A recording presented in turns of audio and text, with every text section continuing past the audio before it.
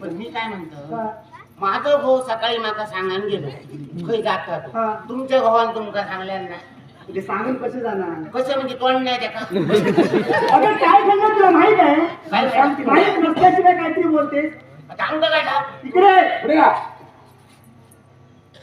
तुझ्यात ते आमच्यात राहिला आहे म्हणजे आणखी कोणाला सांगू नकोस. नाही, नाही. सांगण्यासारखं नाही आहे ते. होय ना मी किती बोलतेलो आम्ही समजा आम्हाला तुमचा ठाव खाना मी जरी कोणाक बोलले ते का अगोदरच सांगतोय तुका मला सांगतोय तू कोणाक सांगतोय तुला आता काय शेकपाळ करायचं आहे?